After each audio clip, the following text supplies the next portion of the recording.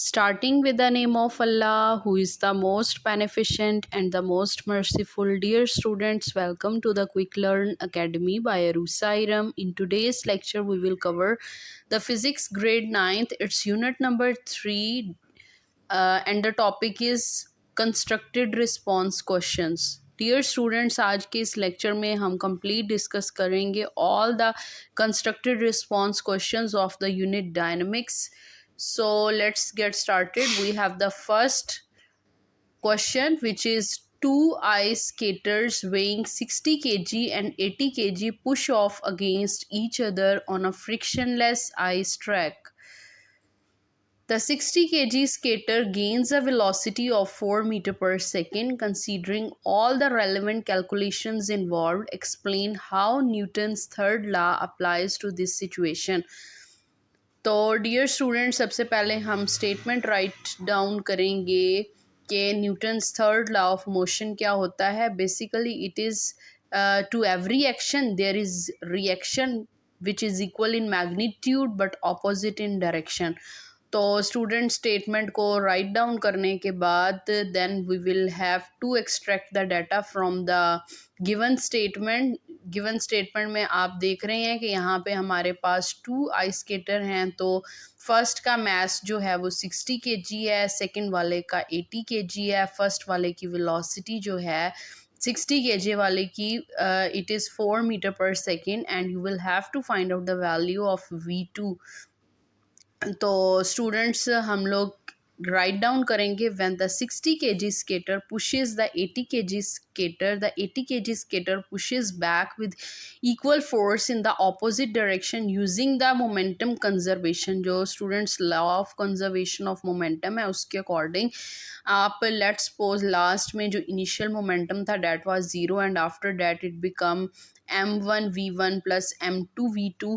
तो स्टूडेंट्स आप क्या करेंगे, यहाँ पे वैल्यूज़ को पुट डाउन करेंगे. m1 is 60, v1 is 4, m2 is 80 and you will have to find out the value of v2.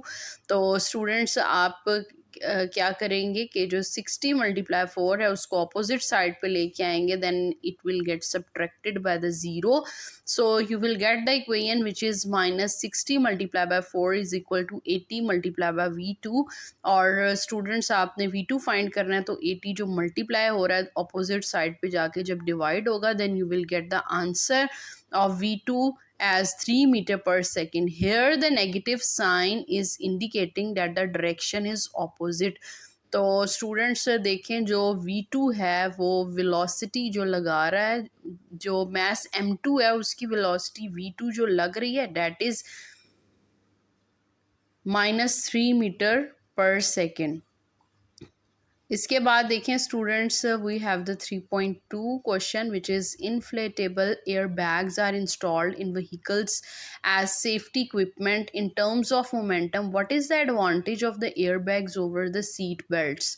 ज़्यादातर व्हीकल्स में जो है वो इन्फ्लेटेबल एयर बैग्स को यूज़ किया जाता है और ये ज़्यादा सेफ होते हैं as comparable to the seat belts. तो ऐसा क्यों होता है, बिकॉज एयर बैग्स जो हैं वो इंक्रीज़ करते हैं stopping time during the collision, ताकि अगर कोई भी body in case of any accident bodies collide करती हैं तो जो स्टॉपिंग टाइम है वो इंक्रीज़ हो जाएगा. और जब स्टॉपिंग टाइम इंक्रीज़ होगा तो इंजरीज़ के कम होने के चांसेस होंगे.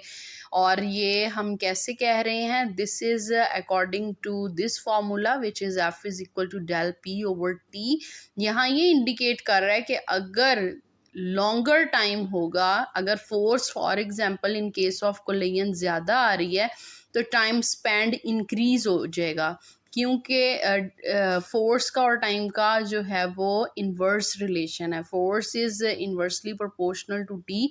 ये स्टूडेंट्स मैं आपको इस जो फॉर्मूला जो यहाँ रिटन है इसको देखते हुए आपको बता रही हूँ कि इन दोनों का इन्वर्स रिलेशन है. मींस फोर्स के इंक्रीज़ करने से टाइम ड्यूरेशन शॉर्ट हो जाएगा और टाइम ड्यूरेशन के शॉर्ट होने से फोर्स जो है वो इंक्रीज़ हो जाएगी. So this reduces the injury risk significantly. Now we have the 3.3 question, which is a horse refuses to pull a cart.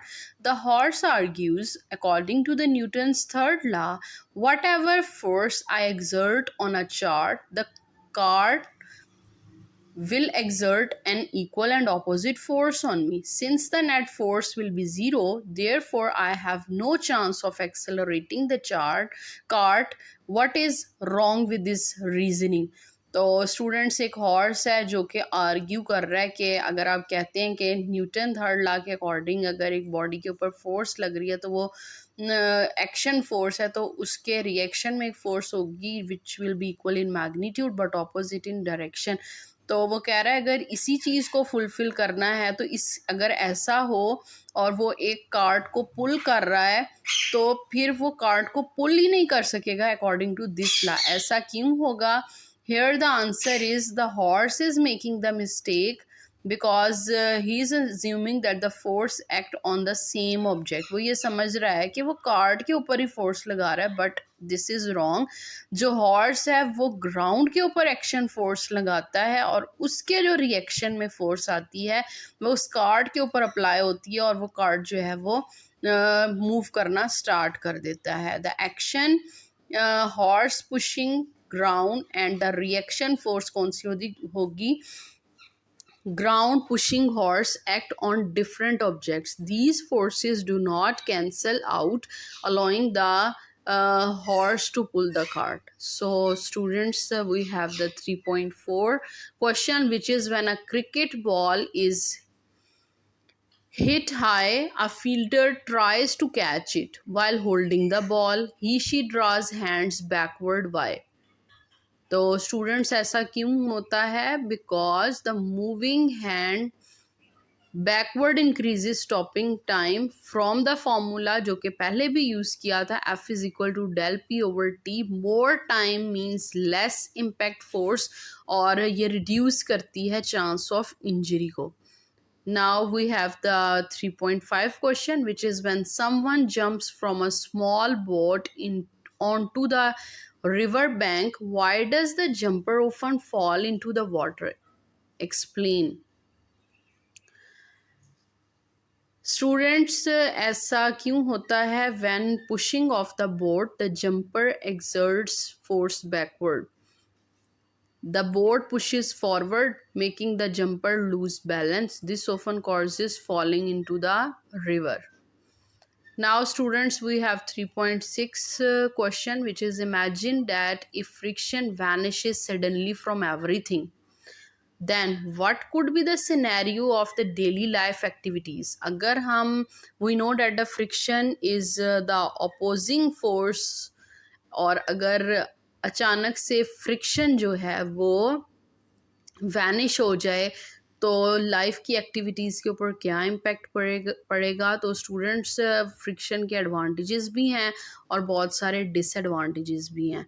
तो अगर वैनिश हो जाएगी तो बहुत सी प्रॉब्लम्स क्रिएट होना स्टार्ट हो जाएंगी, लाइक वेरी सिंपल कि हमारी जो ग्रिपिंग है वो भी जो है वो स्मूथली नहीं हो सकेगी। Like in order to write on a paper, तो कौन सी फोर्स है जो पेंसिल से पेपर के ऊपर हमारी लिखने में हेल्प करती है? It is the friction. तो फ्रिक्शन अगर वैनिश हो गई तो हम लिख नहीं सकेंगे और ट्रांसपोर्टेशन सिस्टम जो है वो भी फेल हो जाएगा और बेसिक एक्टिविटीज़ जो हैं वो भी कम्प्लीटली स्टॉप हो जाएंगी। इट्स मीन के बहुत से केसेस में फ्रिक्शन डिज़ायरेबल है और बहुत से केसेस में अनडिज़ायरेबल है, और अगर फ्रिक्शन अनडिज़ायरेबल हो तो हम उसको रिमूव कर सकते हैं, उसके भी बहुत से मेथड्स हैं। तो ये था स्टूडेंट्स आज का लेक्चर, जिसमें हमने कंप्लीट यूनिट 3 के ऑल कंस्ट्रक्टेड रिस्पॉन्स क्वेश्चंस को डिस्कस किया। If you like my video, then kindly do like, share, comment and subscribe to my channel, which is Quick Learn Academy by Arusairam, and thank you so much for listening.